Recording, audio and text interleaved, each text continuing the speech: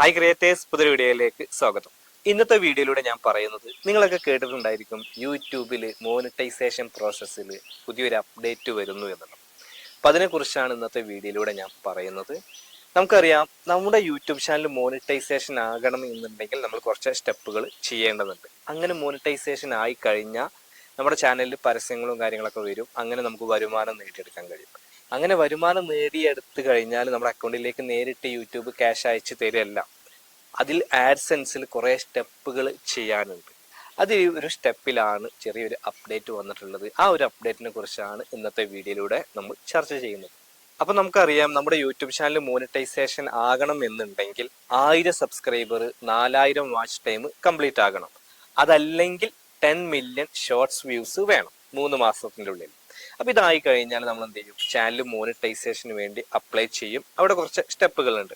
ആ സ്റ്റെപ്പുകളൊക്കെ കംപ്ലീറ്റ് ആയി കഴിഞ്ഞാൽ നമ്മുടെ ചാനൽ മോണിറ്റൈസേഷൻ അപ്രൂവ്ഡ് ആയി കിട്ടും. അങ്ങനെ മോണിറ്റൈസേഷൻ അപ്രൂവ് ആയി കഴിഞ്ഞാൽ പിന്നെ നമ്മുടെ ചാനലിൽ റവന്യൂ വന്നു തുടങ്ങുമല്ലോ, ഡോളർ വന്നു തുടങ്ങും. അപ്പോൾ ആ ഡോളർ നമ്മുടെ അക്കൗണ്ടിലേക്ക് വരേണ്ടതുണ്ട്. നമുക്ക് യൂട്യൂബിൽ ഇങ്ങനെ കാണിച്ചാൽ പോരല്ലോ. അങ്ങനെ നമ്മുടെ അക്കൗണ്ടിലേക്ക് വരണം എന്നുണ്ടെങ്കിൽ നമ്മൾ ആഡ്സെൻസിൽ കുറച്ച് സ്റ്റെപ്പുകൾ ചെയ്യേണ്ടതുണ്ട്.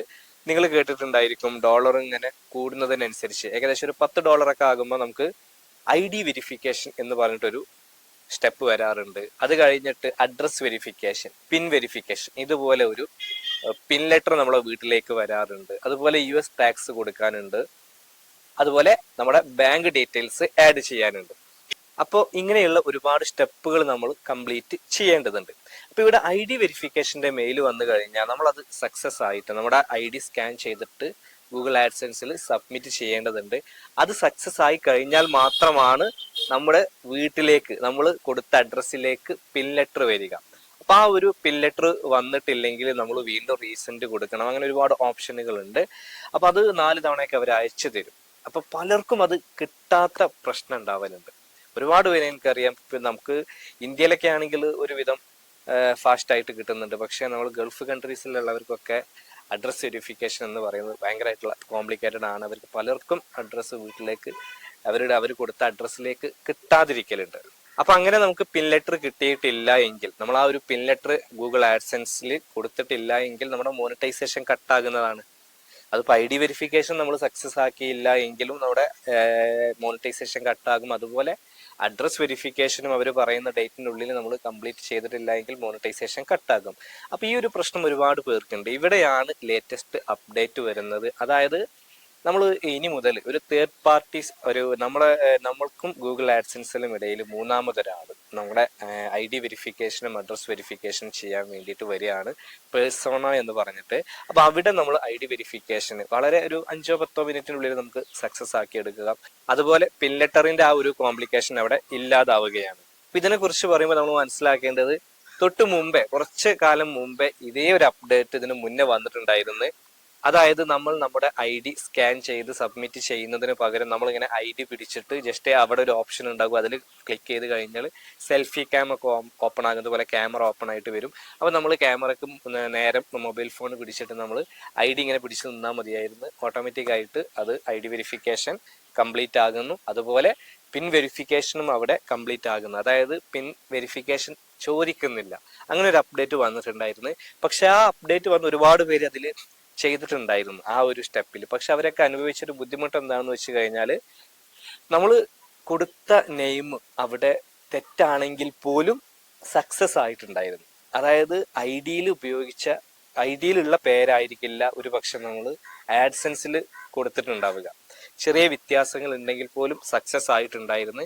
അപ്പോൾ അത് ഓക്കെ, നല്ലതല്ല, അതിനിപ്പോൾ കുഴപ്പമൊന്നുമില്ലല്ലോ എന്ന് വിചാരിക്കും. തെറ്റുണ്ടെങ്കിൽ നമ്മൾ ID പ്രൂഫിലും അതുപോലെ കൊടുത്ത നെയിമിലും ഗൂഗിൾ ആഡ്സെൻസിൽ കൊടുത്ത നെയിമിലും തെറ്റുണ്ടെങ്കിലും സക്സസ് ആവുന്നുണ്ടായിരുന്നു.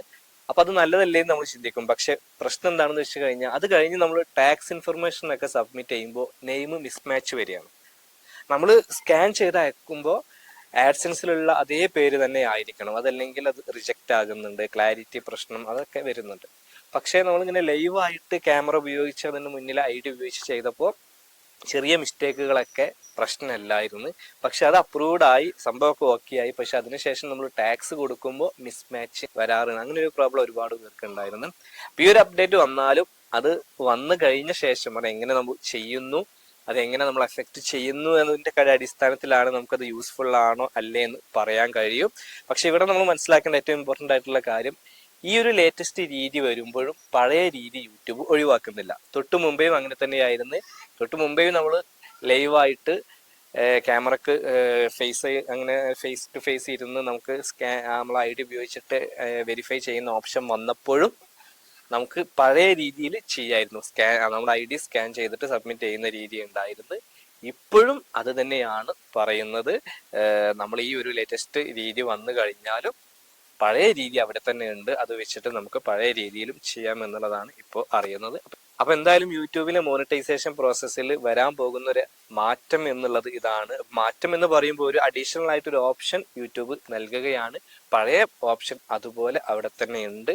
അതുകൂടാതെ ഈ രീതിയിൽ ചെയ്ത് കഴിഞ്ഞാൽ പിൻ വെരിഫിക്കേഷൻ്റെ ആ ഒരു പ്രോബ്ലം ഇല്ലാതാവുകയാണ് എന്നാണ് അറിയുന്നത്. ഇപ്പോൾ നിങ്ങൾക്ക് ഈ ഒരു അപ്ഡേറ്റ് കൊണ്ട് എന്താണ് ഉദ്ദേശിക്കുന്നത് എന്നുള്ളത് മനസ്സിലായിട്ടുണ്ടായിരിക്കും. ഇനി ഇത് എങ്ങനെയൊക്കെ ചെയ്യാം എന്നുള്ളതിനെ കുറിച്ചൊക്കെ നമ്മൾ ആ ഒരു അപ്ഡേറ്റ് വന്ന ശേഷം അതെങ്ങനെ ചെയ്യാം എന്നുള്ളതിൻ്റെ ഒരു സ്ക്രീൻ റെക്കോർഡൊക്കെ സഹിതം നമുക്ക് കാണിക്കാം. അതിന് ആ ഒരു അപ്ഡേറ്റ് വരേണ്ടതുണ്ട്. അപ്പോൾ എന്തായാലും ഇതിനെക്കുറിച്ച് നിങ്ങൾക്ക് വളരെ വ്യക്തമായിട്ട് മനസ്സിലായി എന്ന് കരുതുന്നു. അപ്പോൾ ഈ ഒരു വീഡിയോ നിങ്ങൾക്ക് ഉപകാരപ്പെട്ടുവെങ്കിൽ തീർച്ചയായിട്ടും നിങ്ങൾ ലൈക്ക് ചെയ്യുക. നിങ്ങളുടെ അഭിപ്രായങ്ങളും നിർദ്ദേശങ്ങളൊക്കെ താഴെ കമൻറ്റ് ബോക്സിൽ രേഖപ്പെടുത്തുക. നിങ്ങൾ ആദ്യമായിട്ടാണ് ഈ ചാനൽ കാണുന്നതെങ്കിൽ ചാനൽ ഒന്ന് സബ്സ്ക്രൈബ് ചെയ്യുക, കൂടാതെ ബെൽ ബട്ടണും കൂടി അമർത്തുക. മറ്റൊരു യൂസ്ഫുൾ ആയിട്ടുള്ള യൂട്യൂബ് ടിപ്സുമായിട്ട് നമുക്ക് വീണ്ടും കാണാം. അതുവരെ ബൈ.